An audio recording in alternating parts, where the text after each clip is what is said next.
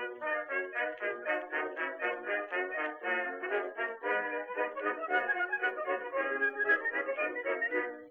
to mighty London came an Irishman one day. As the streets are paved with gold, sure everyone was gay. Singing songs of Piccadilly, Strand and Leicester Square. Till Paddy got excited, then he shouted to them there. It's a long way to Tipperary, it's a long way to go. It's a long way to Tipperary, to the sweetest girl I know. Goodbye, Piccadilly, farewell, Leicester Square. It's a long, long way to Tipperary, but my heart's right there. Esto es Blistocast, no es Histocast, pero casi. Y bueno, en este Blistocast, pues vamos a hablar otra vez pues con un amigo que casi siempre está dispuesto a traernos pues temas que son de interés y además muy de últimamente, bueno, en realidad todo del mundo oriental, ¿verdad, Kurt? Sí, bueno, sí, porque Vietnam también lo podemos considerar oriental. Sí, sudeste asiático. Sí. Exacto. Sí. Entonces, bueno, pues siempre que puede, pues además que me promete, que no sé por qué me lo promete a mí, lo promete, os lo promete a todos porque tiene ganas de traer estos temas y bueno, pues aquí está un tema que habías prometido hace tiempo, ¿no? Sí, lamentablemente mi vida es muy complicada y cuando hice el Blistocast, que algunos se acordará sobre espadas japonesas, forja y demás, cité de muy pasada el seppuku, el rito del suicidio o el suicidio ritual, que también solemos conocer como harakiri, y dije, bueno, pues si hay interés hago otro Blistocast y lo cuento. Mi intención era hacerlo al poco tiempo porque sí hubo gente que lo pidió, pero bueno, han pasado ya más de un año y creo que 2, no quiero ni mirar. Pero bueno, soy un Nunca hombre de es tarde cuando la dicha es buena. Es que... Sí, bueno, en el seppuku hay poca dicha, pero pero sí, y soy un hombre de palabra, me puede costar poco o mucho, pero cumplo con mis deudas, además en este caso con mucho gusto. Bueno, nosotros encantados que cumplas de esta manera con tu deuda, pero no haciéndote seppuku, por favor. No. Bueno, pues ¿por dónde empezamos? Casi podríamos empezar por la propia palabra, ¿no? Sí, porque yo además en ese especial ese Blistocast sobre forja de espadas, comenté de pasar al lado del seppuku, dije que es lo que suele decir todo el mundo, porque es la forma más sencilla de pasar sobre el tema, que se le conoce tanto como seppuku y como harakiri, y que aunque digamos la palabra está compuesta por los dos mismos kanji, la diferencia de orden de estos dos kanji, uno correspondiente a vientre y otro a cortar, hace un poco la diferencia en que se llame de una forma u otra, y que seppuku es en lectura japonesa, china, onyomi, y harakiri es en lectura japonesa o kunyomi. Esto es lo que suele contar todo el mundo, porque para explicarlo un poco mejor y con detenimiento hay que hablar un poquito de tipos de escritura y sobre todo de lecturas, y no es sencillo. De todas formas, yo creo que podría ser interesante, y aún a riesgo de resultar quizás un poco confuso porque son temas ciertamente complicados, si te parece intento explicar un poquito más en profundidad por qué es seppuku o por qué es harakiri. Me parece bien. Bueno, que yo no lo pronuncio muy bien, harakiri o harakiri y demás, pero bueno, digamos que para intentar explicar lo que no es sencillo vamos a hacer como dos bloques. Por un lado lo que es la escritura y por otro lado lo que es la lectura de esa escritura. Y cuando hablamos de escritura en el japonés tenemos que hablar en realidad de tres tipos de escrituras. Una escritura es la más habitual, la que digamos nos llama más la atención, que es la escritura con los kanjis, que en realidad los kanjis no son exactamente palabras, a veces son conceptos un poco incluso abstractos, ¿no? De hecho, el mismo kanji puede tener significados muy diferentes en función de en qué contexto se emplean, ¿no? Por ejemplo, podrías usar el mismo kanji porque, digamos, es una figura simbólica para referirte a las ondas que hacen las copas de los pinos cuando sopla el aire, o al movimiento que hace la muñeca del calígrafo, que también es sinuosa como esas ondas cuando escribe. Entonces, digamos que ese es un tipo de escritura, kanjis que corresponden no ya tanto a palabras que también, sino también a conceptos. Y luego hay otras dos formas de escritura que en ese caso no son con kanjis, sino son sistemas de silabarios. En realidad, lo que haces es escribes grafías o símbolos que corresponden a las distintas sílabas que componen esa palabra. Y ahí en los silabarios hay dos. Uno es el hiragana y otro es el katakana. Estamos más acostumbrados al katakana, pero en Japón se pueden usar los dos y de hecho se usan. Por eso, si tú, es decir, por ejemplo, que la escritura se refiere al sonido, ¿no? Es decir, sí, que se refiere a las letras que componen ese sonido, pero bueno, en si realidad quieres, no son letras, es si, un si símbolo quieres, para ese sonido. Si quieres te pongo un ejemplo. Si tú, por ejemplo, quieres escribir katana, puedes utilizar el kanji que simboliza la katana, que es... No lo voy a describir porque tampoco es sencillo, pero vamos a decir que es como una N, ¿no? Por hacernos una idea, que alguien si quiere lo busca. Entonces, para poner katana, escribes ese kanji. O lo que puedes hacer es utilizar tres símbolos para las distintas sílabas. Para la sílaba K, para Ta y para Na. En el caso del katakana serán tres símbolos concretos, y en el caso del hiragana serán tres símbolos distintos, siendo el símbolo que corresponde a la sílaba K en ambos casos muy similar al kanji de katana, muy similar, porque precisamente en el silabario lo que se hace es coger como representación algún ejemplo importante, sí, ¿no? Que ya efectivamente, pues si katana es importante y empieza por K, utilizamos un símbolo parecido a K para hacer parecido al kanji de katana para hacer la sílaba K. Eso sería la escritura. Pero luego está la forma en que tú lees, y ahora ya me refiero tanto a los kanjis como a palabras escritas con silabarios, o a veces hay mezclas un poco de las dos. Entonces tú lo puedes leer, como he dicho antes, en lo que se llama lectura on, que sería una lectura, por así decirla, con origen en el chino, o puedes hacer una lectura digamos al estilo japonés. ¿Y por qué se hace así?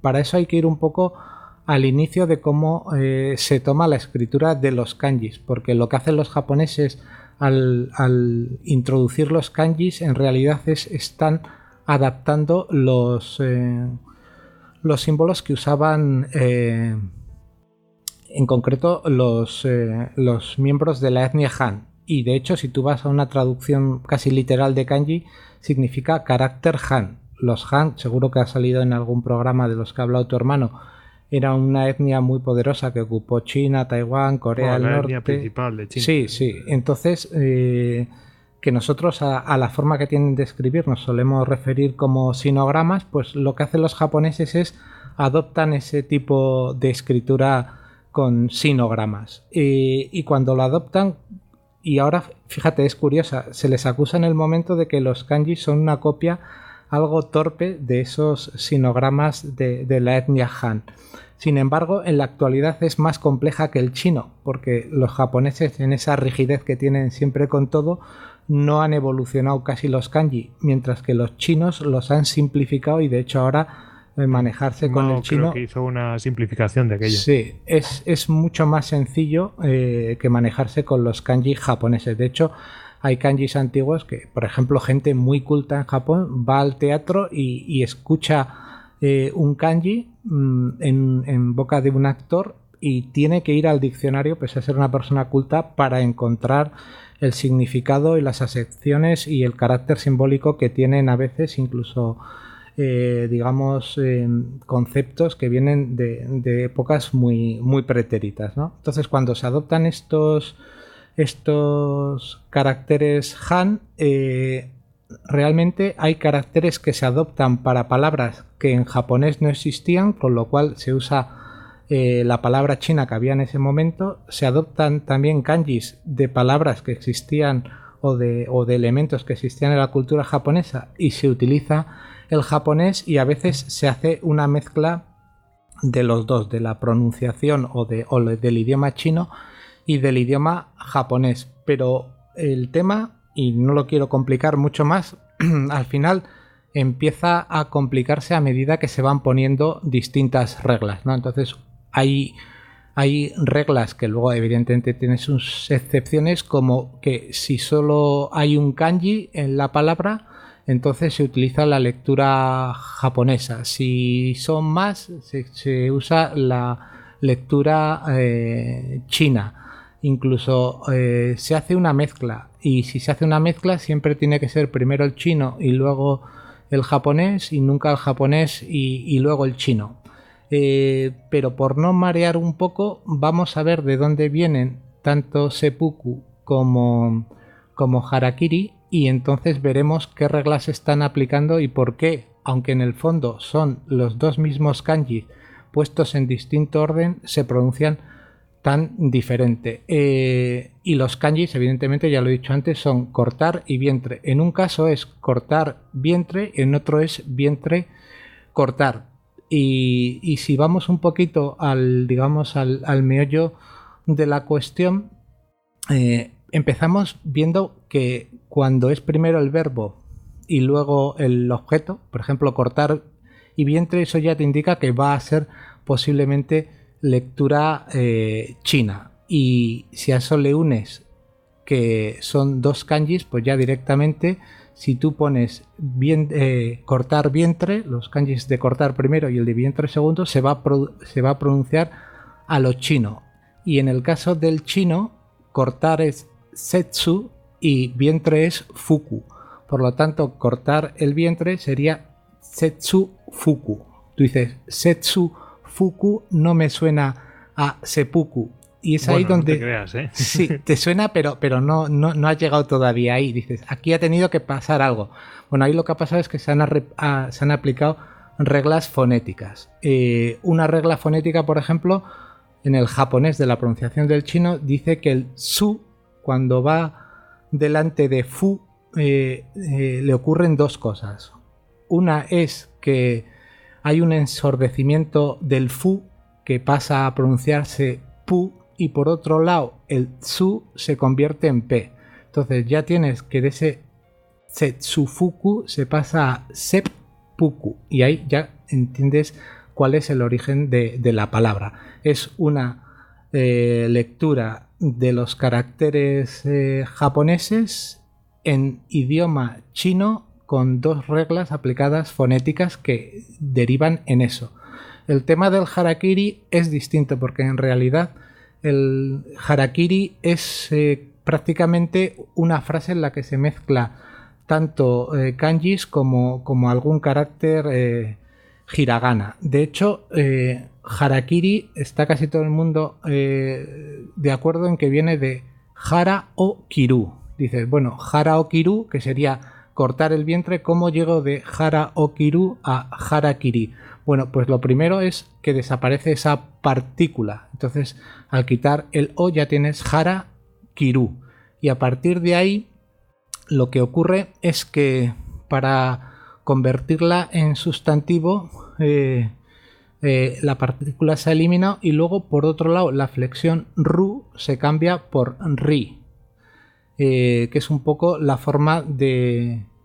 norma de los sustantivos de origen verbal en japonés. Entonces ya tienes que ru se convierte en ri, y por eso ya pasamos de hara o kiru a hara kiri, suprimiendo esa o y convirtiendo esa ru en ri.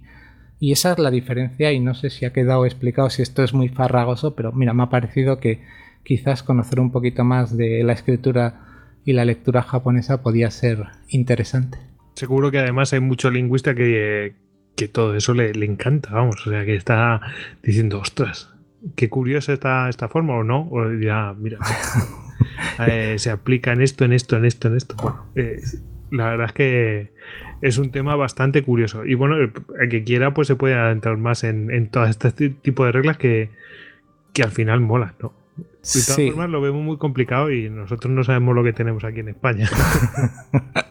No, y si me oye algún lingüista, pues luego me afeará la conducta, porque reglas como la geminación y alguna cosa más que se aplica, pues me la he saltado para no ser muy, digamos, difícil de entender, que no es sencillo, ¿eh?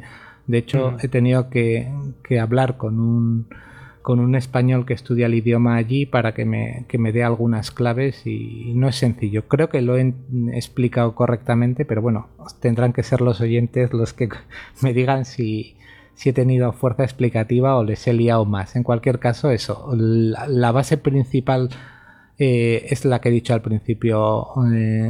Según se lea, usando las palabras chinas o las japonesas y las reglas de fonéticas correspondientes, o tenemos seppuku o tenemos harakiri. Generalmente se suele entender como, digamos, más culto seppuku, por eso de que siempre los japoneses todo lo que es chino le dan como un poco de prestigio, ¿no? Extra, ¿no? Es esa un podría poco ser también. como yo siempre lo comparo como nuestro latín, ¿no? Es decir, Sí. donde les viene pues los ideogramas, ¿no? Bueno, pues ya sabes, viene de allí, en fin, pues es más antiguo. Sí. Pero bueno, has hecho una simplificación que yo la he entendido y es una simplificación que, bueno, viene bien, ¿no? Hemos hecho como mago en esto. Bueno. La cuestión es, realmente la gente dirá, pero yo es que no entiendo por qué se quitan la vida de esta manera tan dolorosa, ¿no? Sí. ¿Qué sentido, no?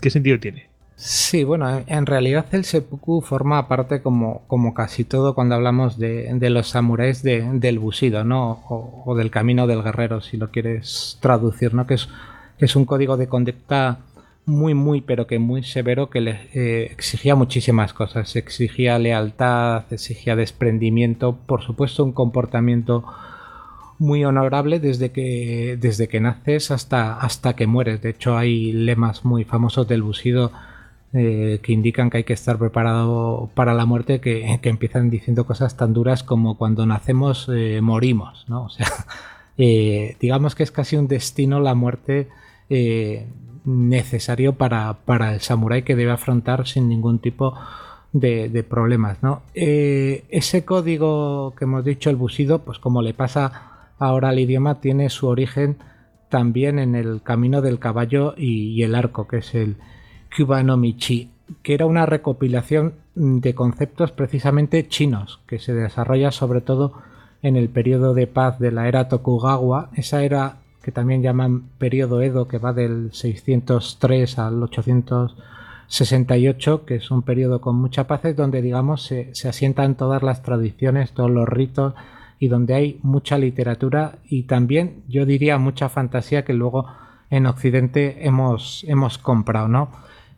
Pues bien, en ese camino del caballo, luego pasado al bushido, encontramos que sobre todo se siguen principios confucionistas, y en esos principios se establecen 5, digamos, relaciones básicas según esta filosofía, y esas 5 relaciones además regulan todo lo que es la vida social de las personas, ¿no? Y esas relaciones son la que existe, y casi siempre es de un superior a un inferior, entre soberanos y súbditos, la que existe entre padres e hijos, la que existe entre maridos y esposas. Ya sé que esto suena muy machista y heteropatriarcal, pero era así en la época feudal. Era su sociedad. Era su sociedad. La que hay entre hermanos mayores y hermanos menores, que también es de predominio de unos sobre otros, y la de los amigos, que esa ya es más equilibrada. Bueno, dentro de todas estas relaciones, las de soberano y súbdito estaban muy estudiadas, y de hecho es lo que hace que surja toda esa jerarquía feudal del daimyo, el shogun, el samurái de alta clase, el de baja clase, el campesinado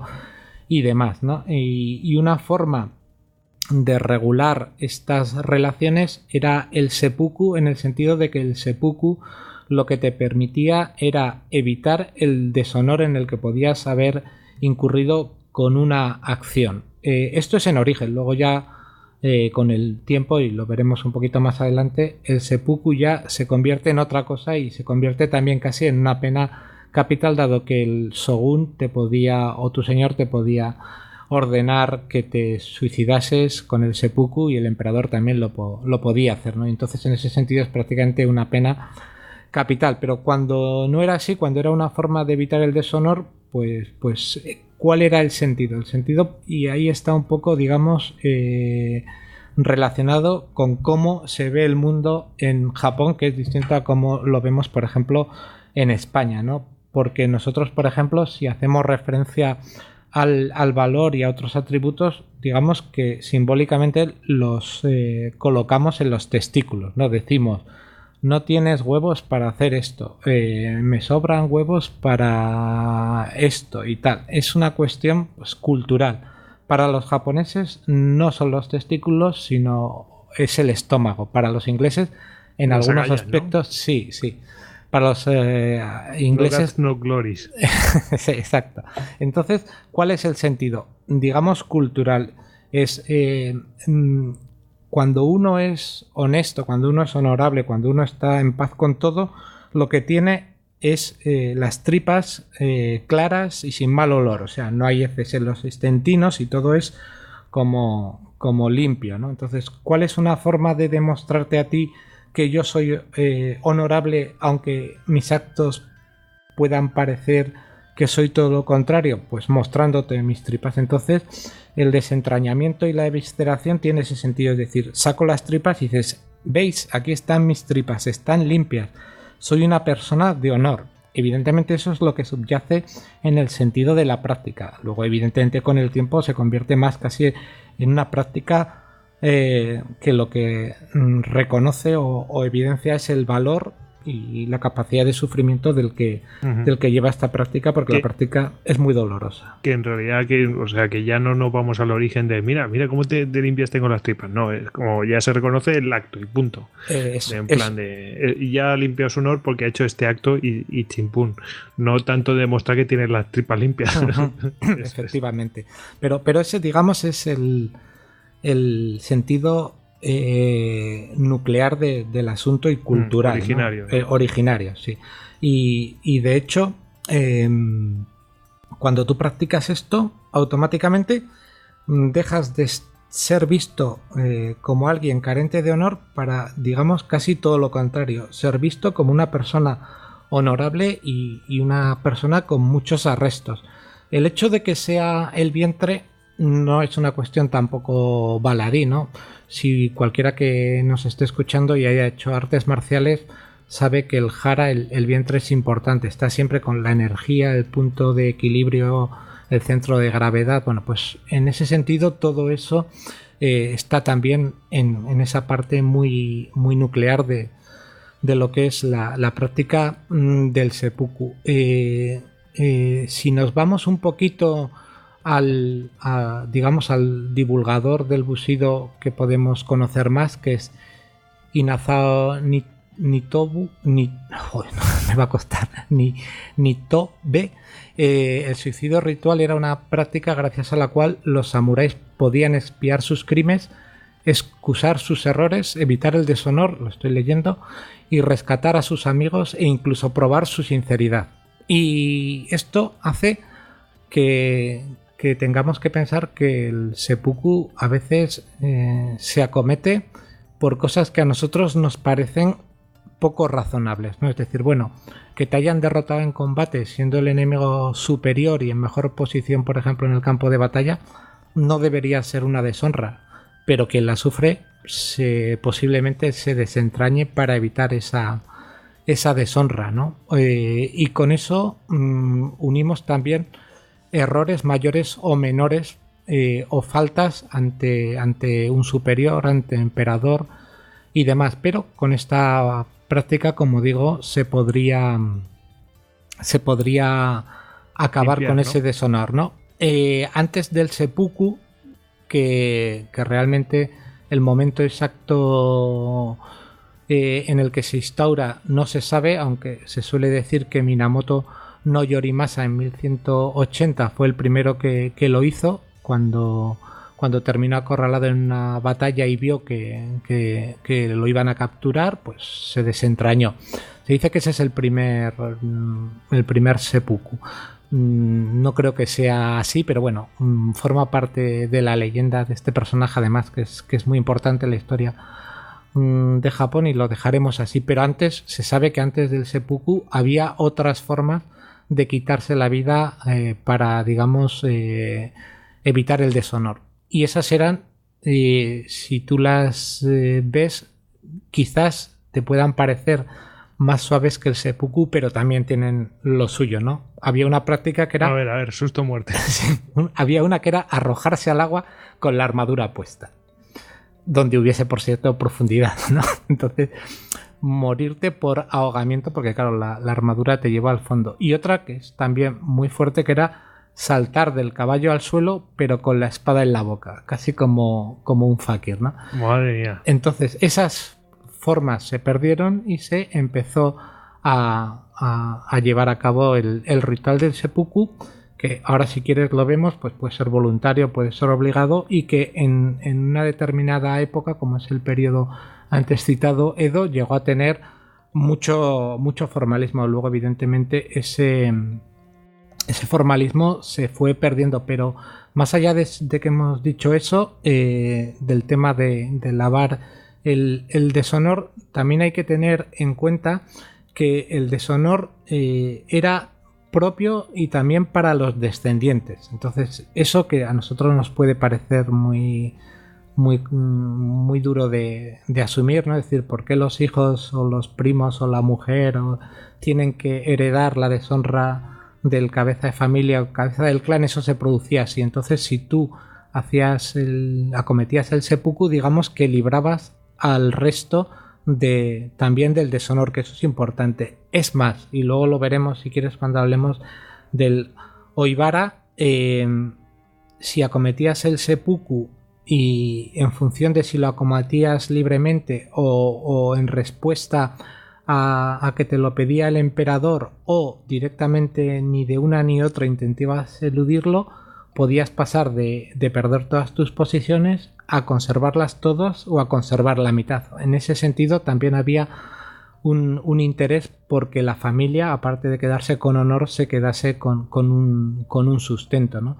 Y como se ven en todas las películas, los grandes dramas era cuando un gran señor, en la época, digamos, dura de la práctica, perdía su posición o acometía seppuku. Todos los samuráis que estaban bajo su mando o eran tomados por otro señor o se convertían en ronin y en gente que perdía el sustento. Sí, y sobre todo gente que perdía el sustento y por lo tanto era capaz casi de cualquier cosa. Algunos terminaban en asaltadores de caminos y otros intentando mendigar un puesto donde fuese. Pero también en el fondo de todo esto está lo que he dicho antes, ¿no?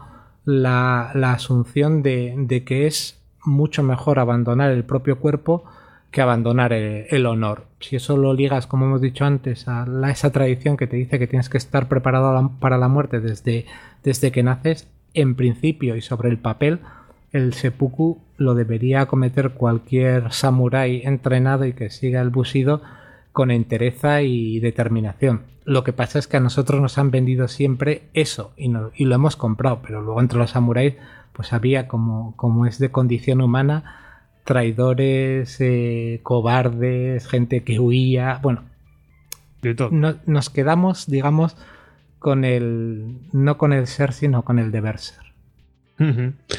La verdad que eso de también tener responsabilidad con la gente a la que mandas y todo esto, es decir, que también te obligaba a decir, bueno, a ver en qué situación los dejo, venga. Aunque uno no quiera cumplir con el deber, ¿no? En fin. Bueno, pues la cuestión, claro, aquí, claro, debe ser, es voluntario, es obligatorio, es un poco lo que estábamos hablando ahora, ¿no? Es decir, sí, es voluntario, pero me veo obligado también por la gente que me rodea, ¿no? Sí. La presión social, ¿no? Que siempre decimos. Entonces, no sé, es un poco, está ahí... Es como, bueno, se suicidó o lo suicidaron. ¿No? Sí, pero hay muchos casos que es verdaderamente voluntario, ¿no? Entonces, digamos que no es que haya una clasificación, pero yo, viendo un poquito los casos, yo sí que hago como dos clasificaciones, ¿no? Primero si es voluntario o es obligado, y también diferencia en si es improvisado o es ceremonial. Porque claro, hay notables diferencias. Es decir, y tomamos un poco el ejemplo del personaje de antes, de Minamoto no Yorimasa. Si a ti, por ejemplo, te arrinconan en el castillo, está el enemigo que te va a capturar, tú no te quieres dejar capturar con vida, han asesinado a tus hijos, han violado a tu mujer, tú estás subiendo, digamos, por el castillo hasta la última planta, tus irreductibles están en la puerta, pero el enemigo va a pasar por encima, pues tú te arrodillas como gran señor, te abres la tripa, no te dejas que te cojan vivo, y eso es un acto que es improvisado, y ahí, digamos, lo haces un poco como puedes. O sea, el acto es desentrañarte, ¿no? Entonces, si no tienes un cuchillo, un tanto, que es lo más cómodo, pues tendrás que usar un wakizashi, y si no, pues una katana, o hacer lo que puedas. Y si no tienes un papel para agarrar el filo y evitar cortarte, pues te tendrás que cortar la mano, ¿no? Entonces, ahí hay una gran diferencia entre si es improvisado y además hecho con prisa, así es ceremonial. Luego ya veremos, hay un ceremonial muy, muy, muy escrupuloso, que de hecho para los puristas derivó luego en una suerte de indecencia, ¿no? Porque al final era tan medido el tema del seppuku y se fue refinando tanto que al final se le quitó el sentido, de que ya prácticamente no dejaban que nadie llegase a tocarse casi con el tanto, y lo decapitaban en el acto, con lo cual todo ese sufrimiento que hay que acometer en el seppuku se perdía. De hecho, hubo una temporada en el que al que iba a cometer seppuku, en vez de la daga se le dejaba un abanico, y cuando hacía con el abanico el mismo gesto que con el tanto, y tocaba el costado, le cortaban la cabeza. Eso evidentemente es perder todo el sentido que tenía el seppuku.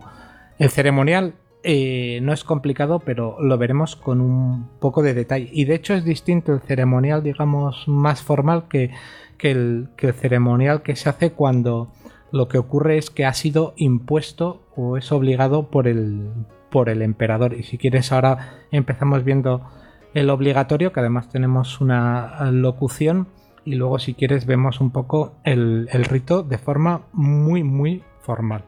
Uh-huh. Vamos entonces con la locución, ¿no? Pues mira, podemos poner, si quieres, la locución, que la locución se cuenta bastante de lo que es. La locución, vais a oír una voz muy conocida del podcasting que va a locutar un texto que he traducido yo directamente y que he adaptado, ¿no? El texto fue escrito en 1871 por Lord Redensdale, que vio en directo una ceremonia de estas, en concreto un Oibara, o también llamado Junshi, que es el seppuku por orden del emperador, y lo cuenta, dentro de que hay alguna cosa que creo que no la entendió del todo, la cuenta bastante fielmente de cómo se produce, y una vez que la gente lo escuche, pues hacemos 3 notas sobre el Oibara. Pero mola que también la visión, ¿no? De alguien, sí, que no entiende las cosas, ¿no? Sí, pero refleja bastante bien el procedimiento, ¿no? Y algunos de los... Hay algunos nombres que los da bien, y otros que simplemente dice espada corta, pero como es tanto, pues yo lo traduzco por tanto o por daga, ¿no? El texto es de 1871, del libro que publicó Lord Redensdale, que estuvo en Japón y que se titula Historias del Viejo Japón. Bueno, pues vamos con la locución.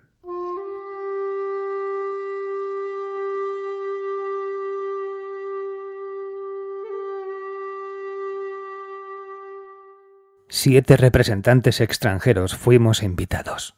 Nos encontrábamos junto a los testigos japoneses en el fondo de la sala del templo. La ceremonia estaba a punto de empezar. El escenario era realmente imponente. Un gran salón de techo alto sustentado por oscuros y gruesos pilares de madera. Sobre nuestras cabezas colgaban las enormes lámparas doradas y los ornamentos propios de los templos budistas. El suelo estaba cubierto por preciosas esteras blancas. El altar estaba elevado a una altura de unos 8 a 10 centímetros del suelo. Sobre él se había extendido una alfombra escarlata. Colocadas a intervalos regulares, había grandes velas cuya emisión, difusa y misteriosa, se había calculado con precisión para que el proceso pudiese ser visto con la menor luz posible. Los 7 testigos japoneses se colocaron en la parte izquierda. Los 7 extranjeros lo hicimos a la derecha. Tras varios minutos de tensa expectación, Taki Sensaburo, un fornido varón de 32 años, entró con firme y distinguido paso en el salón, ataviado con las ropas de tela de cáñamo que se visten en las grandes ocasiones. Le acompañaban un kaisaku y 3 oficiales, que cubrían su pecho con una casaca de guerra a la que llaman jinbaori, que en su parte frontal tenía bordados de oro. Debo aclarar que el kaisaku no era un verdugo, sino un caballero, un puesto ocupado en muchos casos por un familiar o un amigo del condenado. La relación entre ambos era más de un asistente ante la figura principal que la de un verdugo ante un condenado. En esta ocasión, el kaisaku era un discípulo de Taki Sensaburo que éste había elegido por su notable habilidad en el arte de la esgrima. Taki Sensaburo y el kaisaku, que caminaba a su izquierda, avanzaron lentamente en dirección a los testigos japoneses. Se inclinaron ante ellos y luego se aproximaron hasta nosotros, repitiendo el saludo tal vez incluso con mayor boato. En cada uno de los casos, el saludo fue correspondido de forma ceremoniosa. El condenado subió entonces con lentitud y gran dignidad al piso elevado. Se postró 2 veces ante el altar y se sentó en la alfombra de espaldas al mismo. El kaisaku se arrodilló a su izquierda, y uno de los 3 oficiales asistentes se acercó hasta el condenado con un atril de oblaciones de los que se emplean en el templo. Sobre el atril estaba el wakizashi, una espada corta de unos 24 centímetros de longitud, con una hoja tan afilada como la de una navaja de afeitar. Postrándose, se la entregó al penado, que la recibió con una reverencia. La empuñó con ambas manos y la alzó frente a él hasta la altura de su cabeza. Tras otra reverencia, Taki Sensaburo, con una voz que reflejaba emoción y vacilación, y que esperar en un hombre que realiza tan dolorosa confesión, pronunció en alto: «Yo, y solamente yo, di la injusta orden de disparar contra los extranjeros en Kobe, y repetí esta misma orden cuando intentaban escapar. Por este crimen es por el que me desentraño, y ruego a los presentes que me hagan el honor de presenciarlo». Dicho esto, deslizó la parte superior de su ropa hasta la faja, quedó desnudo hasta la cintura e hizo otra reverencia. Con mucho cuidado, según era costumbre, recogió las mangas bajo las rodillas para evitar caer hacia atrás, ya que un caballero japonés debe caer siempre hacia adelante. Con la mano firme, tomó la espada que tenía frente a él, la observó pensativo, se diría que incluso con afecto. Pareció ordenar sus pensamientos por última vez. Después se acuchilló profundamente en el lado izquierdo del vientre, cerca de la cintura. Llevó luego la daga hasta el lado derecho y girándola hacia la herida, efectuó un leve corte hacia arriba. Durante esa operación, angustiosamente dolorosa, no movió un solo músculo de la cara, y solo cuando extrajo la daga y se inclinó hacia adelante, extendiendo el cuello, una expresión de sufrimiento se dibujó en su rostro.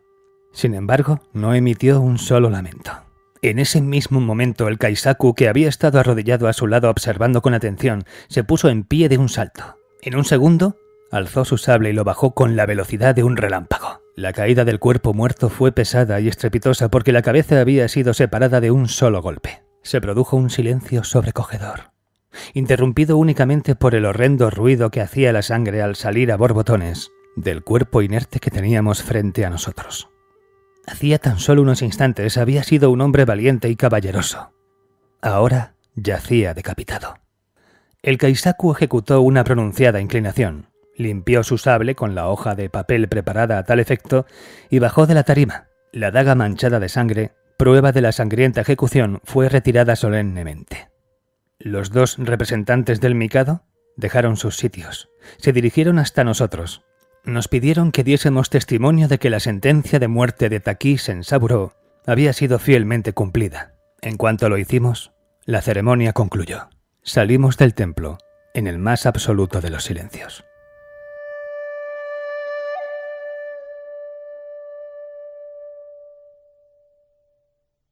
Bueno, pues la verdad es que tenemos que dar gracias a Antonio pues por esta sorpresa que nos ha dedicado y esta locución, que la verdad es que es apasionante ver ahí todo poco a poco el ceremonial, y además al principio, porque lo hemos anunciado, pero al principio dice, ¿a dónde irá? ¿No? ¿A dónde irá? Pero bueno, la verdad genial. Bueno, ¿qué hemos visto, Kurt? Hemos visto aquí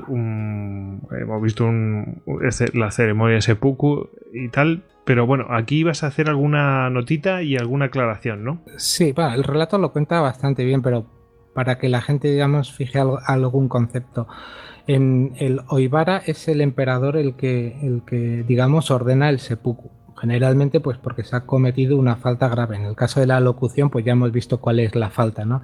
Entonces, en ese comunicado que mandaba el emperador iba, las indicaciones para que cometiese seppuku, le daba un plazo y le mandaba también un cuchillo o daga, si lo queréis llamar así, pero el nombre en japonés es tanto, que generalmente era, digamos, como con mucho valor y un elemento muy rico, muy adornado, con textos impresos en la hoja, generalmente sin mango ni nada, solo la hoja con lo que iría encamado dentro de la empuñadura. Y bueno, era como... Sí, lo que sería la espiga, ¿no? Sí, sería la espiga. Y era como un detalle que tenía el emperador. Si el que había cometido la falta antes de que llegase ese comunicado se había sacado las tripas, se había cometido seppuku, el honor estaba restablecido y sus descendientes se quedaban con todas sus posesiones, porque se entendía que había sido tan honorable que no había hecho falta que el emperador le dijese: tienes que cometer seppuku, que en el fondo... O sea, que había sido de motu propio, vamos, sí, que de su propia voluntad y de buena voluntad. Sí, que como ves aquí, el seppuku en realidad es una pena capital. Si lo que ocurría es que llegaba el comunicado, digamos que ya vas tarde. Entonces, eso te iba a decir, ¿qué pasaba si recibías el comunicado? Bueno, si llegas la comunicación, que parece el caso de este caballero que hemos leído, lo que ocurría es que en el comunicado te daba un plazo, se fijaba un plazo que era prudente por varias cosas. Primero, porque tenías que tener una preparación personal. Luego también tenías que preparar el lugar y luego tenías que hacer, que era muy importante, la elección del Kaisaku, el segundo en la ceremonia, el que te iba a decapitar. Y tenías que elegirlo bien porque digamos que este no es un verdugo. Este lo que va a hacer es decapitarte cuando estás sufriendo a tope, un dolor ya insoportable. Y tiene que medir muy bien porque no lo puede hacer ni muy pronto ni muy tarde. Luego veremos por qué no lo puede hacer ni muy pronto ni muy tarde. Entonces, creo que sé por qué es. No lo digo. Sí. Este era como tu padrino en los duelos, pero para tu suicidio ritual, ¿no? Sí. Y es muy importante. Además tiene que ser un buen espadachín, un tipo muy hábil con la katana, ¿no? Porque no es fácil decapitar de un solo golpe, y no a alguien que está agonizando, aunque se hacen cosas, luego lo veremos en el ceremonial, para que todo, digamos, entre dentro de unos parámetros, entre comillas, razonables, ¿no? Entonces todo eso, preparación personal, preparar el lugar, elegir el Kaisaku, llevaba tiempo, y por eso se daba un plazo. Si dentro de ese plazo el que había sido comunicado cometía el seppuku, entonces el honor quedaba restablecido y la familia se podía quedar con la mitad de las posesiones. ¿Por qué con la mitad y por qué no todo? Porque no había sido voluntario, sino que se lo habían tenido que indicar, ¿no? Y luego estaba el otro caso, que tampoco era muy habitual, pero se daba, es decir, bueno, ha llegado el comunicado del emperador, yo no hago nada. con lo cual te daban muerte como un rufián si te pillaban, y evidentemente te quedabas con el deshonor y te quedabas sin la hacienda porque lo perdías absolutamente todo, ¿no? La muerte como un rufián es que te pillan en cualquier lado y te mataban de cualquier manera, ¿no? Efectivamente, y además no restablecías el honor y tu familia se quedaba con la culpa de que vosotros sois familia de aquel samurái que huyó del edicto del emperador y demás. Y sin un duro ni ninguna posesión. Sin un duro y los parias de la tierra y demás. Por lo demás, la ceremonia pues es un poco como pone en el relato. Se solía hacer en un templo, se extendían alfombras rojas. Luego veremos que la ceremonia formal que voy a contar es ligeramente diferente. En el relato se dice que se bajan bastante las luces. Eso se hacía porque se pretendía que la práctica, que era muy gore, por usar un término muy moderno, fuese menos gore, ¿no? Entonces se supone que con menos luz, con más penumbra, pues digamos todo era más aceptable. Y de hecho otra cosa que se hacía muy habitualmente era quemar muchísimo incienso, porque evidentemente cuando se produce el desentrañamiento y la muerte y la decapitación, pues aquello no da precisamente fuera de todo, ¿no? Sí. Entonces, y de hecho luego hay que limpiarlo.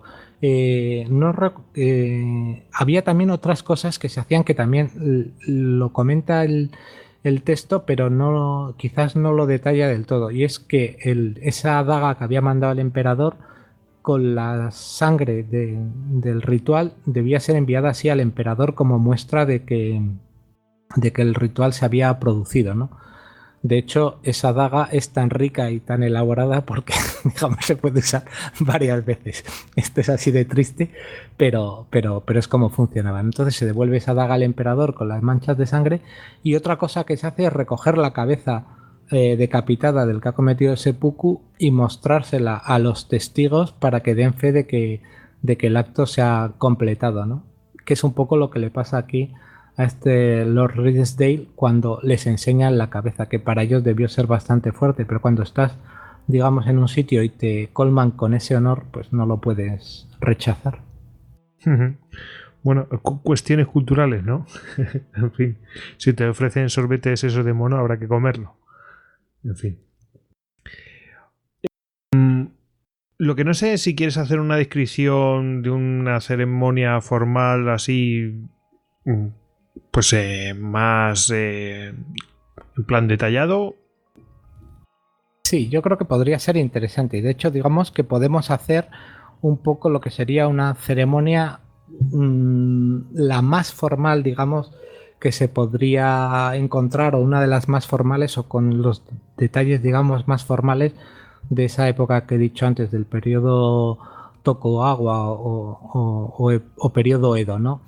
Porque es ahí un poco donde se refina todo. Y si quieres empezamos por el lugar, que, a ver, también dependía un poco de quién fuese el que va a cometer seppuku. Vamos a ponernos en el caso de que es un samurái de cierto prestigio, ¿no? Y que lo va a cometer en el castillo de un gran señor, ¿no? En ese caso, lo que se hacía era primero preparar el lugar. Se ponía una tarima, un tatami en el centro de algún espacio. Había veces que se hacía al aire libre, a veces que se hacía, digamos, en el interior de la plaza principal del castillo. Se rodeaba un perímetro cuadrado con bandas de tela blanca. Siempre se usa el blanco porque es un poco el color de los difuntos. Esas bandas de tela iban decoradas con los mon, que son, digamos, los emblemas heráldicos de los japoneses, ¿no? Hay algunos muy conocidos como el de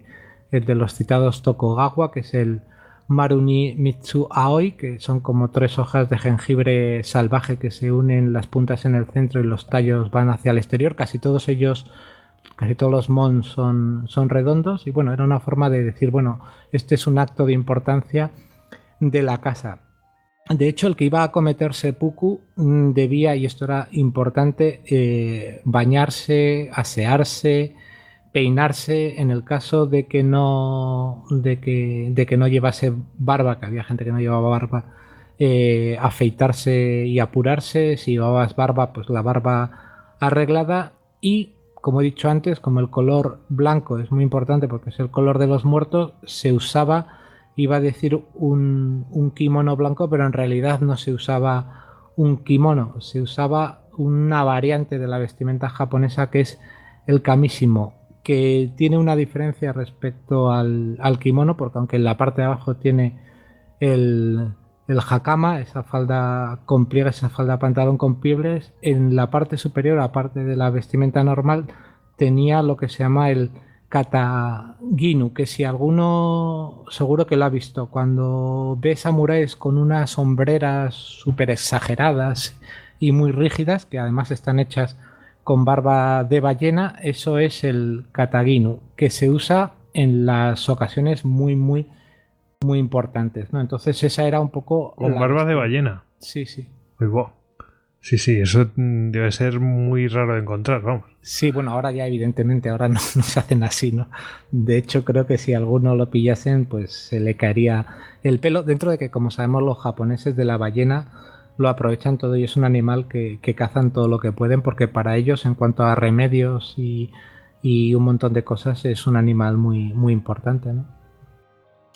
Bueno, pues te decía, esa es la vestimenta, ese es el lugar, el tatami. Se solía tomar una última copa de sake.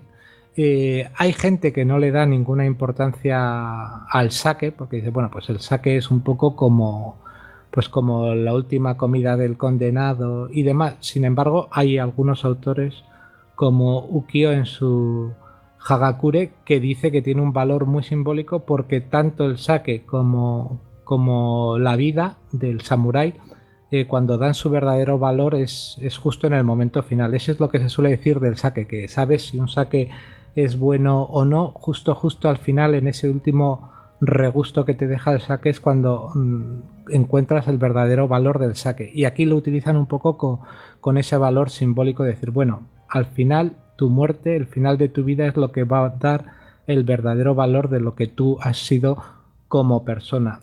También se solía... El seppuku es el regusto final, ¿no? Así Sí, que sí. como en el sake. Sí, dices, bueno, el sake me ha dejado un buen regusto final, es buen sake. La muerte de este tío ha sido honorable, era un buen tipo. Bueno, le ha costado la vida, pero por lo menos ha dejado un legado, ¿no?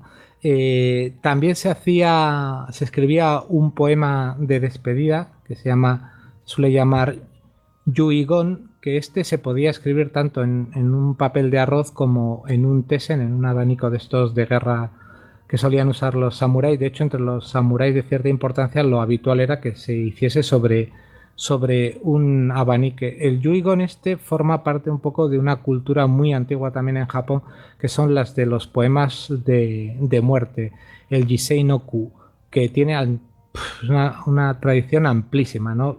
Que además viene del Zen, de maestros que en su lecho de muerte pues escribían ese último poema, que se suponía que era una despedida y a la vez un resumen de cómo habían vivido y de lo que enfrentaban en la muerte. Pero sobre eso también hay, digamos, discrepancias, ¿no?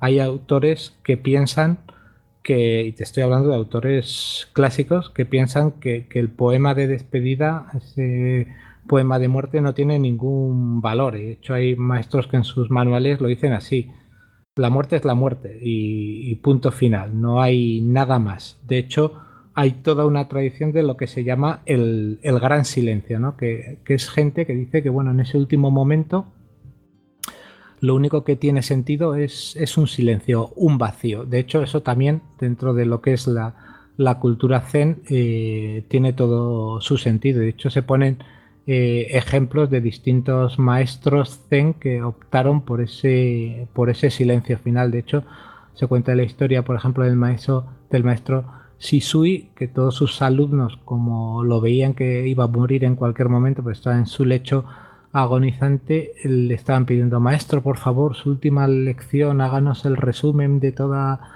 lo que importa en la vida. Y pidió un pincel y una hoja, hizo un círculo y expiró. El círculo que en la cultura y en toda la filosofía zen es el símbolo del vacío, como diciéndoles, bueno, lo importante es la nada.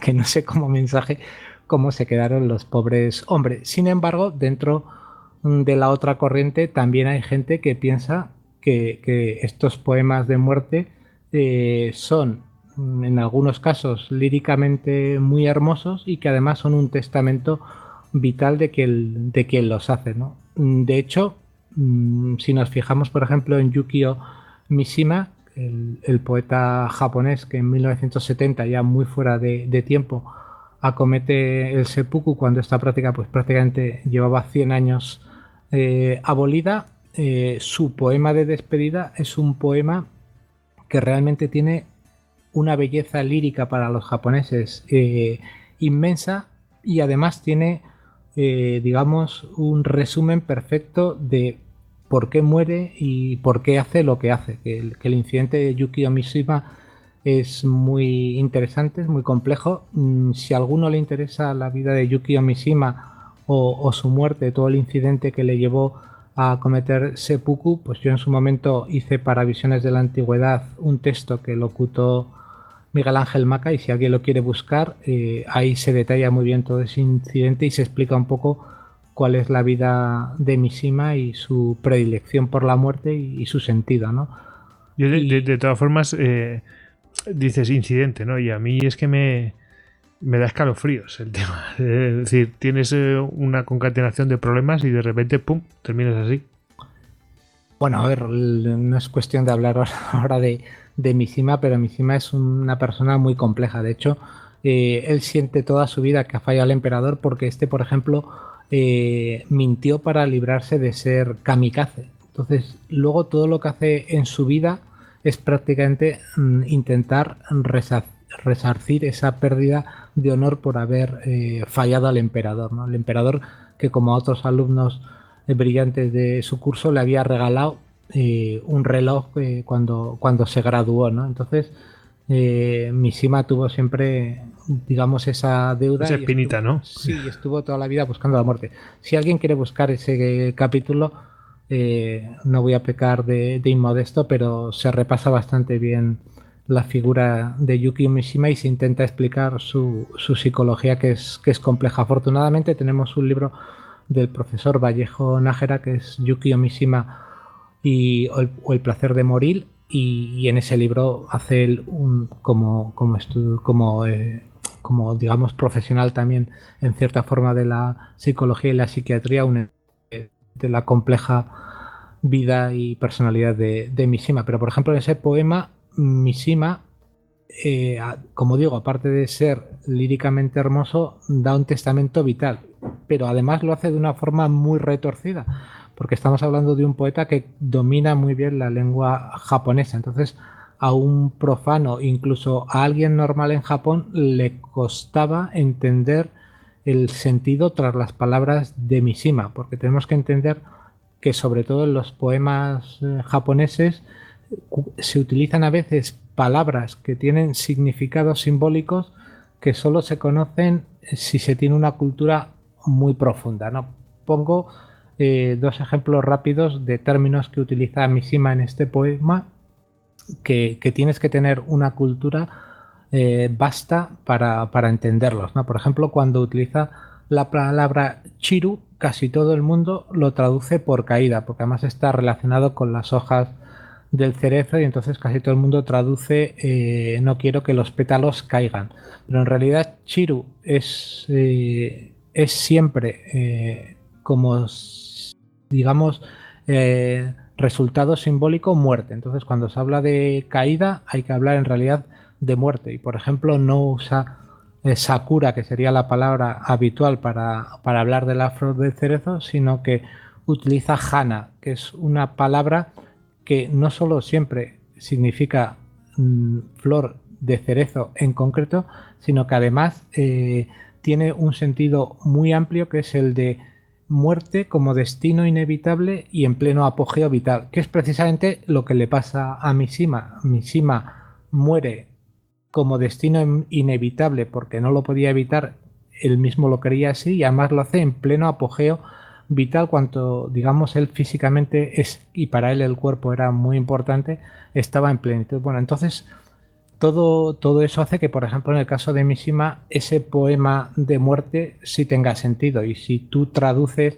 literalmente su poema, podrías decir que lo que está diciendo es: no quiero que los pétalos caigan, pero el viento nocturno se llevará las flores que pierden sus pétalos antes que a los hombres y al mundo. Pero un experto te lo traducirá como: no quiero morir, pero las masas me fuerzan a un sacrificio inevitable en mi apogeo vital y debo morir antes de que muera Japón. Entonces, ese sería un ejemplo contrario al del vacío, alguien que sí tiene algo que decir en su poema de despedida.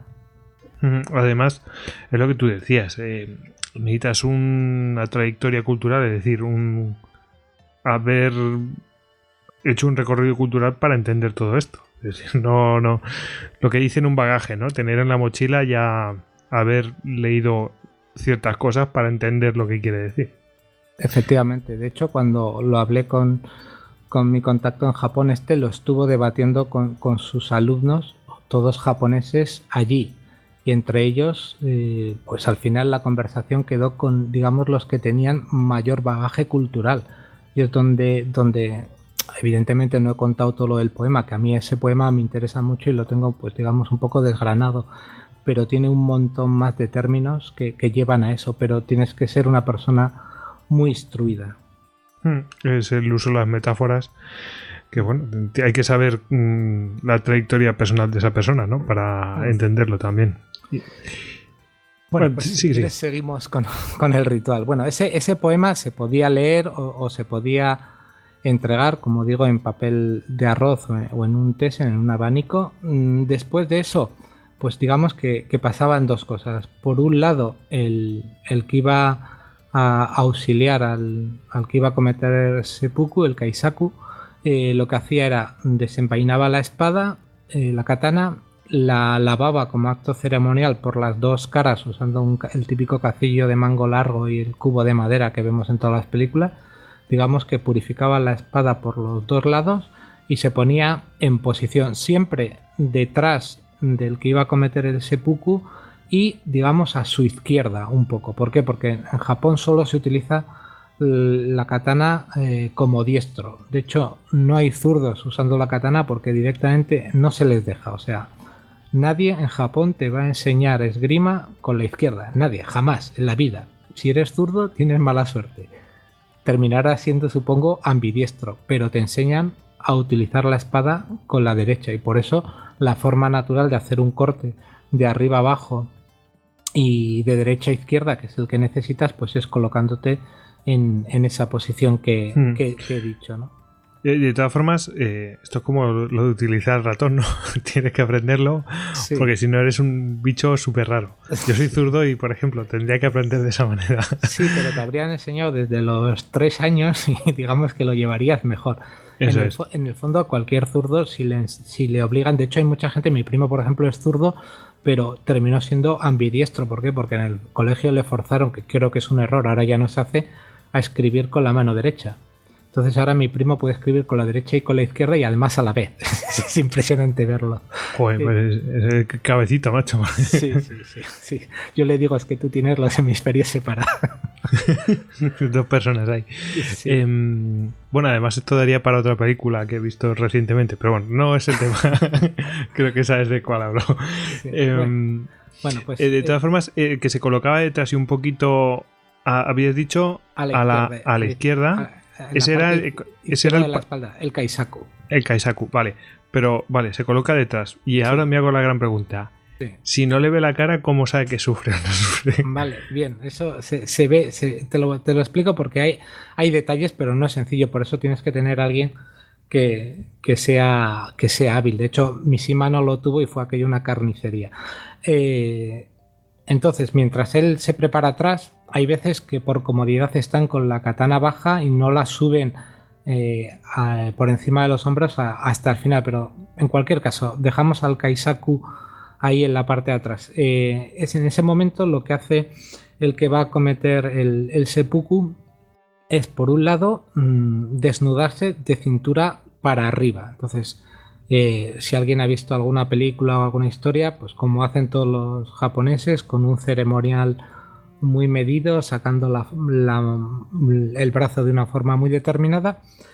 Pero digamos, por resumirlo, lo que se hace es toda la ropa que te vas digamos, retirando, que no te la quitas, te la vas agrupando debajo del ombligo, dejando siempre el vientre porque lo vas a cortar al aire, y luego las mangas te las metes por las corvas de la rodilla.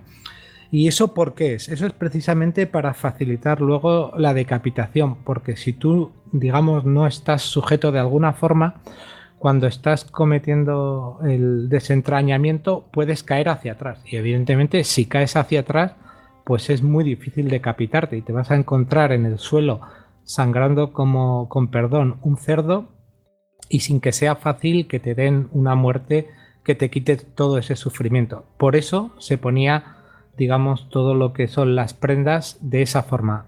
Es más, delante del que iba a cometer seppuku se solía poner una banqueta pequeña, cuadrada, que en realidad no es una banqueta, es como una pequeña mesa. En cualquier película de samuráis que haya visto la gente se ve, porque la utilizan para todas. Las hay de distintos tipos, porque como esta gente está siempre arrodillada, tiene que tener poca altura, las hay pues para escribir, las hay para beber sake, las hay...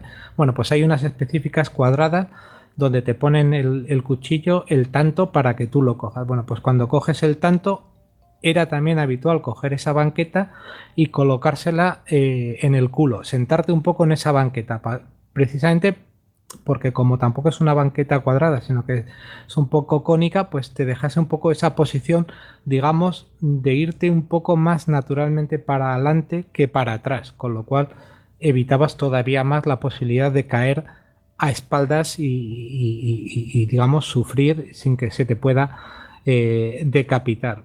La hoja se cogía generalmente con una hoja de papel de arroz para no cortarte, y en el ritual se necesitan siempre como unos 12 o 15 centímetros de punta. Por eso, si el ritual no se hace con un tanto, sino que se hace con un wakizashi, que es la espada media, o lo tienes que improvisar como hemos dicho antes, y en vez de con el wakizashi lo tienes que hacer con la katana, pues ahí, aunque es más incómodo, que sea más largo no importa, porque lo que necesitas es 15, como digo, de 12 a 15 centímetros. Entonces ahí lo que tendrías que hacer sería coger a esa altura. De hecho, si es una katana, si es muy grande, pondrías una mano pues como a unos 15 centímetros y la otra la pondrías mucho más arriba para ayudarte. Pero en general, utilizar las dos manos al inicio del corte es algo que solo estaba bien visto si el arma era grande. Si ibas a usar un tanto, se entendía que el corte lo deberías hacer con una mano, o deberías procurar hacerlo con una sola mano. Evidentemente, como hemos dicho antes, con la mano derecha. Evidentemente, como ocurre casi siempre que hacen algo los japoneses, si coges la daga, pues tienes que hacer el típico ceremonial de la cojo con dos manos, la levanto por encima de la frente, bueno, pues todo eso.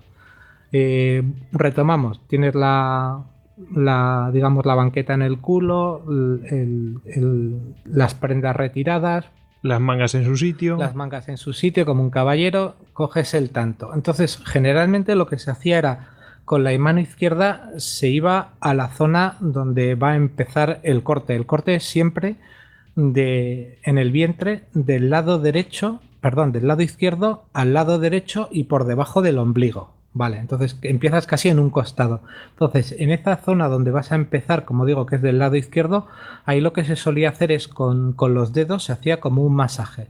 Y no solo se hacía un masaje, sino que también se movía un poco el cuerpo en unos movimientos muy como de bailoteo suave, y todo eso lo que está haciendo es, digamos, preparar la zona para que los intestinos y las tripas se desplacen un poco y la inserción sea más cómoda.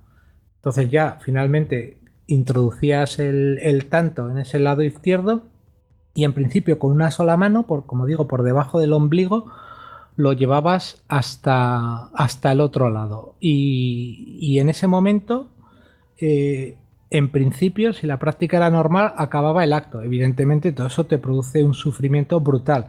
Entonces, lo que solía ocurrir es que el que se hacía el corte inclinaba un poco la cabeza hacia adelante, a veces voluntariamente y otras veces directamente por la acción, ¿no? Cuando alguien tiene la constricción del sufrimiento, ¿no? Efectivamente. Entonces, ese momento, digamos, que deja muy expuesto el cuello, y es el momento en el que Kaisaku tiene que hacer el corte a poder ser limpio, un solo corte, amputar la cabeza. Por eso digo que tiene que elegir muy bien el momento, porque si le da el corte cuando está a mitad de camino, demasiado pronto le quita, digamos, el sufrimiento extra, pero no le deja terminar la operación como tiene que ser porque no ha llegado hasta el otro extremo.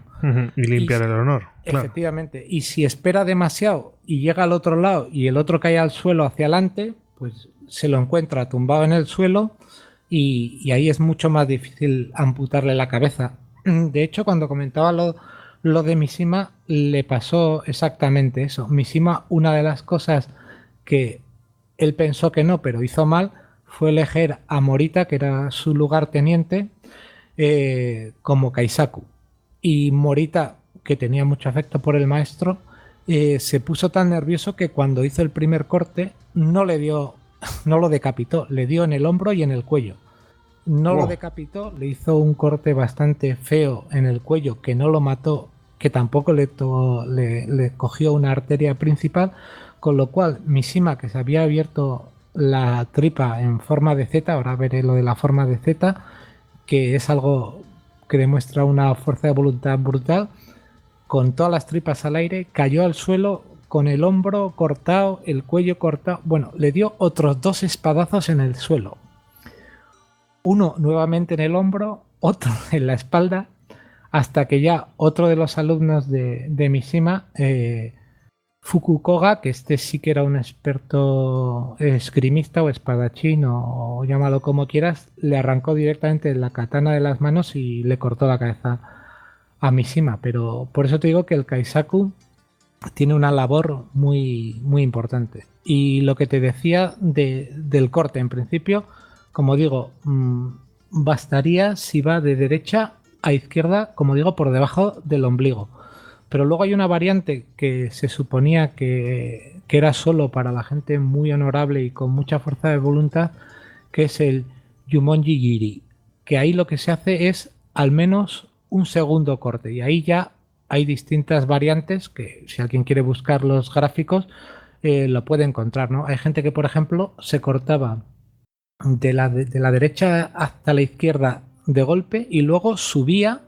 Ahora ya sí, usando las 2 manos desde la izquierda, haciendo como una Z hasta el esternón. Había quien volvía por ahí hasta la mitad y subía hasta el esternón, haciendo como una T invertida, si lo quieres llamar.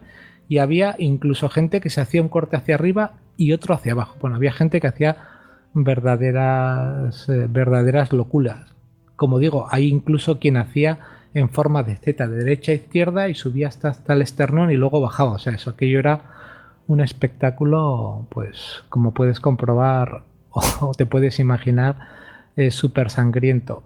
La cabeza caía, generalmente se solía hacer, pues se ponía algo delante del tatami, o incluso a veces si era suelo de arena se hacía un pequeño hoyo para que cayese la cabeza. Como he dicho antes, la cabeza se presentaba a los testigos como prueba, el cuchillo, si era del emperador, se le devolvía y entonces ya se procedía luego a limpiar todo aquello que no era poco limpio. Que no veas, sí.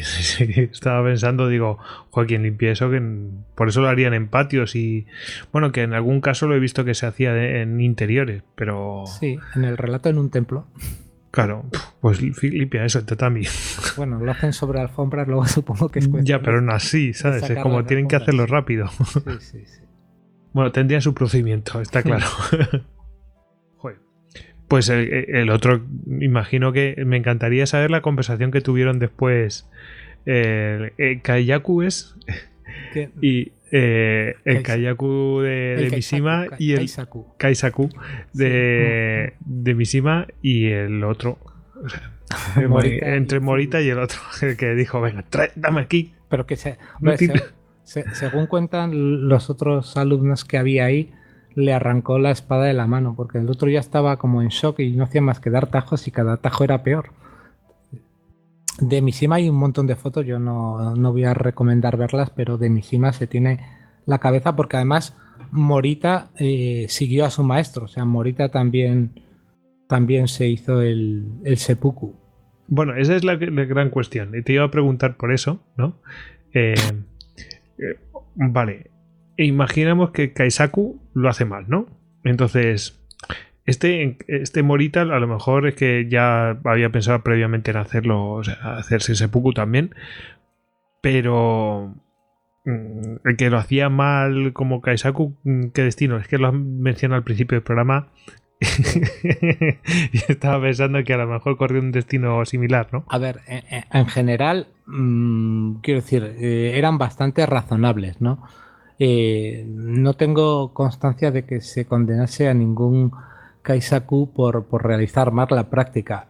Seguramente, y eso es casi cuestión de estadística, alguno que hizo mal el desempeño luego se hizo el seppuku porque se sentía avergonzado y quería demostrar que el fallo pues no había sido por falta de honor o de carácter o demás, pero en general era algo que como digo, además con el tiempo cuando digamos el ritual se refinó, se hacía muy pronto, ¿no?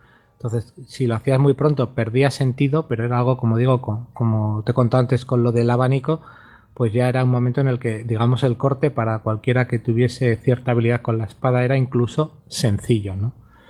Era más complicado cuando tenías a alguien que te decía, oye, mira, voy a hacer un Yumonjigiri, me voy a cortar en L o en Z. Pues yo entiendo que para el Kaisaku era un marrón, ¿no? Porque dices, ¿va a llegar? ¿No va a llegar? ¿En qué momento tengo que decir no llega, voy a cortarle la cabeza? Si espero mucho se me va a caer. Bueno, no era sencillo. En cualquier caso, y por eso es importante lo de la vestimenta, la banqueta y tal, caer hacia atrás prácticamente no se daban casos, era casi imposible, y caer hacia adelante tampoco era habitual. En el caso de Mishima sí, pero por ejemplo, porque Mishima iba con un uniforme militar al uso, ¿no? Entonces digamos que no tenía esos apoyos para que el cuerpo, cuando digamos desfallece quien hace el seppuku, se quede en una posición, digamos, desvencijada, pero sentado, ¿no? Que la posición más natural es la de que se te estira el cuello mientras bajas la cabeza, con lo cual deja un corte bastante sencillo entre comillas. Uh-huh. Bueno, pues lo que pasa es que, claro, aquí lo que uno se pregunta, yo veo que solamente hacen seppuku los hombres. ¿Qué pasa aquí? Las mujeres no tenían deshonor y cosas de estas. Sí, a ver, las mujeres, porque había mujeres, esto quiero que quede claro que también... A ver las ailas, ¿eh? Sí, no, mujeres que seguían el busido, de hecho es muy conocido. Hay armas que no voy a decir que sean de mujer porque no son de mujer, pero hay armas a las que digamos para las mujeres iban muy bien y que se les enseñaba a usarlas, ¿no?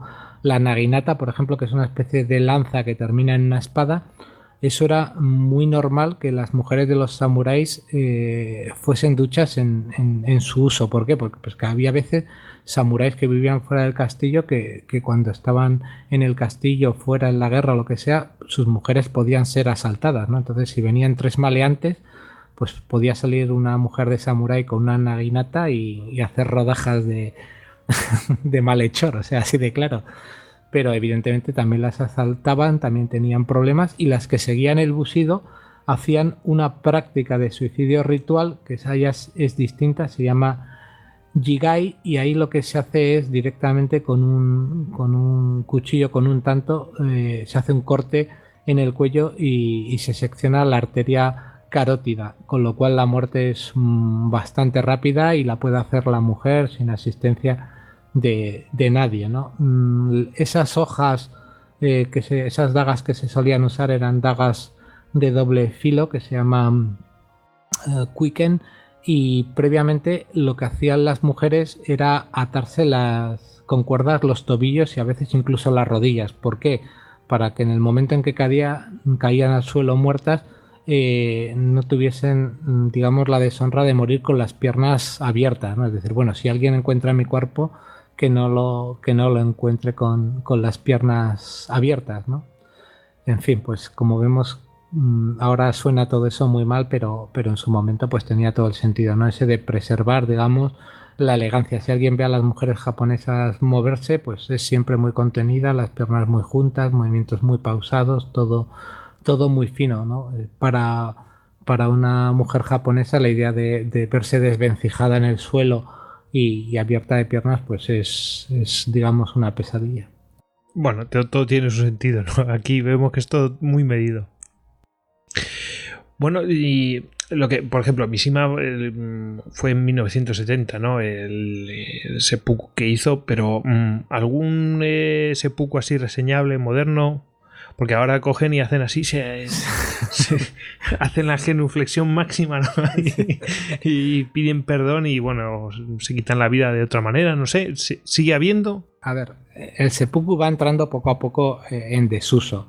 Y hay un momento que directamente se prohíbe de forma oficial, ¿no? En Japón está oficialmente prohibido desde 1873, que no quiere decir que no haya habido seppukus, porque es evidente que los ha habido, pero ya son muy contados, ¿no? Algunos casos, digamos, que son muy notables, que se conocen mucho en Japón, ¿no? Por ejemplo, varios militares se quitaron la vida cometiendo seppuku en 1895. Como ves, todavía había pasado poco de la prohibición y esos se quitaron la vida como protesta a la devolución que hizo de terreno conquistado a China, Japón. Eso les pareció un deshonor y aunque digamos que ellos no tenían nada que ver, pues varios militares se quitaron la vida así. Es también muy conocido ya unos años más tarde, en 1912, el caso del general Nogi, que tanto él como su mujer se cometieron seppuku, en el caso de él, Jigai en el caso de ella, cuando murió el emperador Meiji Tenno en ese año, porque además él había sido su educador, le tenía mucho afecto, bueno, tenía todavía ese concepto antiguo de que tienes que seguir a tu señor y lo hizo así. Luego está, como hemos dicho, el de en 1970, el de Yukio Mishima, que es muy muy famoso en Japón por todo lo que significaba él como personaje público, como gran literato y por todo lo que fue el incidente, que realmente el que no conozca el incidente le animo a escuchar ese audio que comentaba antes porque es muy importante. Toda esa sociedad que tuvo del Tate no Kai Yukio Mishima, lo que intentó recuperar en cuanto a tradición en Japón y demás. Y luego, posteriormente a eso, ha habido algún caso que es realmente incluso curioso, ¿no? En 1999, como vemos no hace tanto, un empleado de la fábrica Bridgestone en Japón, Nonoka, se rajó el abdomen como protesta porque lo habían jubilado obligatoriamente a los 58 años de edad. Le supo muy mal porque era como decir que no servía para nada y murió horas más tarde en el hospital a causa de las heridas, porque claro, como lo hizo no con la tradición, sino en plan me acuchillo el estómago, a ti mismo, ¿no? Pues fue bastante fuerte, ¿no? Como ves, se aleja muy poco de la jubilación obligatoria en España. Si a alguien le dicen que lo van a jubilar con 58, posiblemente pregunte por qué no con 48. Pero bueno, en Japón se ve que se lo toman muy mal. Y hay algún accidental al que se le mete dentro de lo que son los harakiris o los seppuku, pero que a mí tampoco lo veo tan claro, ¿no? Siempre se habla de Emilio Salgari. Emilio Salgari, que si tú haces un repaso de su vida, dentro de que es un personaje de la literatura muy conocida, su vida es como para ir al baño y no echar gota, ¿no? O sea, muere arruinado, todos sus hijos además habían fallecido, tanto los dos hijos como las dos hijas, el que no se había suicidado se había muerto en un manicomio, la mujer está en un manicomio, la pequeña tenía tuberculosis, se murió de tuberculosis, bueno, o sea, era un desastre y además la familia tenía por lo menos, y por lo que parece por parte de la madre que también estuvo en un psiquiátrico, pues un desequilibrio mental grande todos los hijos, ¿no? Entonces, después de todas esas pérdidas, Emilio Salgari lo que hizo fue acuchillarse en el vientre y se acuchilló muchas veces, pero además lo hizo muy mal porque tampoco tocó elementos muy vitales y le costó morir y se murió ahí solo el hombre, acuchillado lentamente. Así que, sufriendo mucho. por lo que dicen los estudiosos, sufriendo muchísimo. Hablan de horas de sufrimiento. Qué barbaridad. Y solito. Se tiene que buscar. Pues no, ¿cómo era? Kaisaku. Kaisaku, sí. No lo quería decir mal. Kaisaku. Sí, En fin. bueno, he oído Kaisaku. Bueno, pero que se busque Kaisaku. un Kaisaku para utilizar un Kaisaku ahí como Morita, pues. En fin, no creo que encontrarán muchos por allá, por donde vivía. Ujú.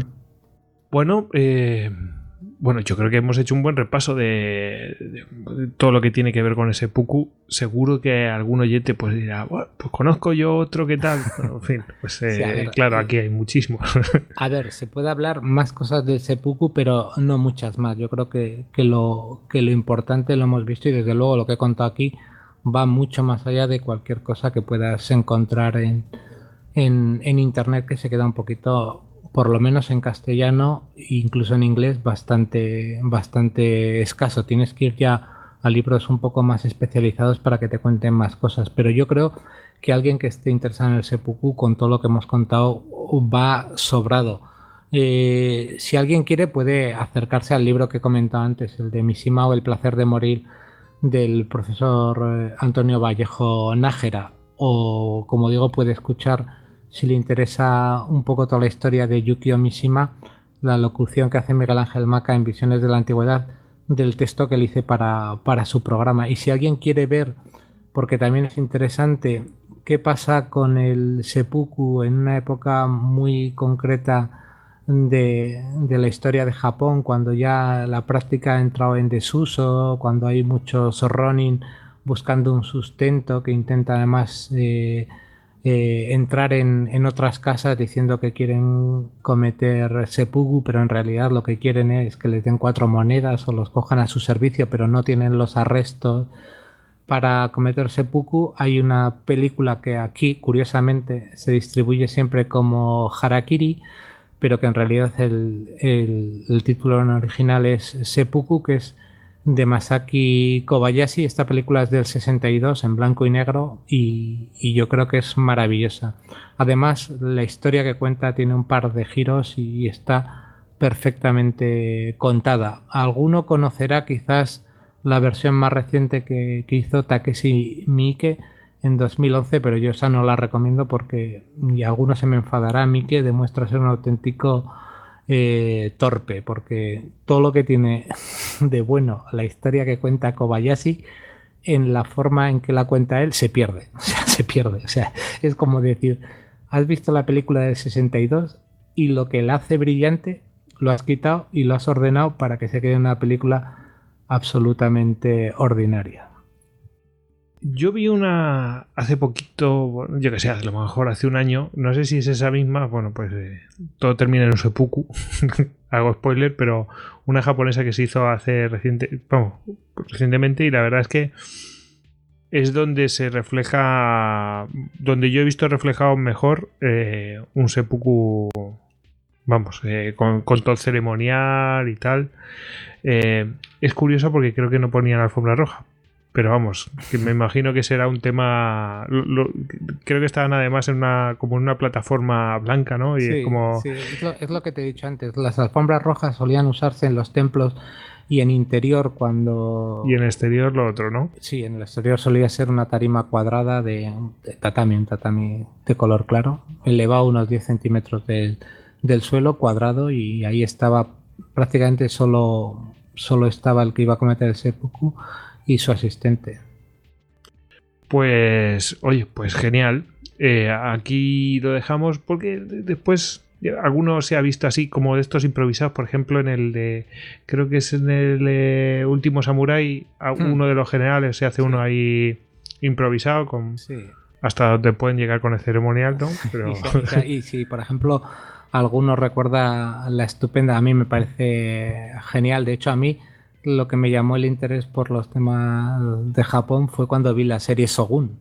Pues si alguno ha visto la serie Shogun, ahí hay un samurái que es muy divertido, digamos que es el típico tío pues bravucón y tal, chistoso y tal. Ahí se le ve cometer seppuku está bastante bien el ritual dentro de que es una película y tal, y sí, la verdad es que hay seppukus en distintas películas. Hay también algunos documentales en las que se ven un poquito las prácticas simuladas y si alguien lo quiere, porque como es muy importante en la cultura japonesa, hay mogollón de grabados, mogollón de ilustraciones. Incluso hay en Japón cierta tradición de, digamos, hacer no realmente un informe de autopsias, pero sí recoger en las crónicas, pues tal samurái realizó un corte en Z con tal profundidad, tal desplazamiento y demás, que es casi como una competición en ranking histórico de destripamientos potentes, ¿no? Ahora que está tan de moda, si fuesen tiempos modernos se haría el típico vídeo de YouTube, los 10 mejores desentrañamientos samuráis, en el número 10. Sí. Tiempo a tiempo lo hará el canal de historia. En fin, pues oye, muchas gracias, Kurt, por este repaso de cómo se hace un seppuku, cómo no hacerlo. Sí, ahora habría que, para ser políticamente correcto, decir, bueno, hasta aquí hemos contado cómo se hace, ahora debemos decir que nadie intente hacer esto en su casa, ni que lo haga con otros. Sí. Es el advisor, ¿no? Que el se advisor, dice. Sí. Cuidado, no lo hagáis en casa, por favor. No, esto es lo que hacían entonces si tienen una mentalidad, ¿eh? No estamos animando a nadie a hacer esto, por favor. No, en fin. Pero bueno, y iba a hacer un chistecito con el Kaisaku, pero me lo voy a ahorrar. Bueno, en cualquier caso, ha sido, ya lo sabes, un placer estar aquí. Espero no haber aburrido mucho a tus oyentes, que por un rato han sido también los míos. Ya no voy a hacer promesas concretas de ningún tipo, pero sí, ya sabes que si tengo algo de tiempo contigo siempre estoy a gusto y con tus compañeros también. Bueno, pues nada, nosotros también y eres siempre bienvenido aquí. Ya sabéis, a Kurt lo podéis encontrar a @Nathan_Kurt y por supuesto lo podéis encontrar, como no, tanto a Kurt como a Antonio, que también ha hecho su aportación en el podcast por todos conocidos, lo hemos dado por hecho, pero la órbita de Endor. La órbita de Endor. Ahí estamos, en la órbita de Endor, sí. Probablemente el podcast más popular del país. Sí. Bueno, yo te puedo decir que hay amigos míos que no lo escuchan, pero escuchan Histocast y Memorias de un tambor. Así es la de dura la vida. O sea, hay amigos míos, ayer mismo estaba hablando con uno y estamos hablando de Histocast y de Memorias de un tambor y no me escucha. O sea, bueno, pero amigos para esto. Pero son gustos, ¿no? A uno le gustan los de historia, a otros, pero vamos, desde luego, si te gusta el mundo friki, todo el mundo conoce la órbita de Endor. Es así. Sí. No hay más. Pues nada, un abrazo, Kurt, y nos vemos en la próxima. Esperemos que... Bueno, algunos dirán que sea tan gore como este. No sé. Yo ya sabes que mis temas son... Y sí, los japoneses, el mundo japonés antiguo y demás, que eso puede ser muy popular, y el otro que es muy poco popular, que son las guerras árabe-israelí. Siempre yo del lado de los israelitas, con lo impopular que es esto. Bueno, pues... Y teniendo claro que son unos cabezabuques y muchas cosas. Pero bueno, la verdad es que tácticamente en las guerras árabes-israelíes hay mucha tela. Uh-huh. De hecho, hay mucho despliegue de tecnología y cambios, ¿no? De doctrinas y de todo. Está muy bien. Pues, bueno, ya veremos. Ahí lo dejamos. Lo dejamos ahí. Bueno, un abrazo. Otro fuerte para ti y para los tuyos.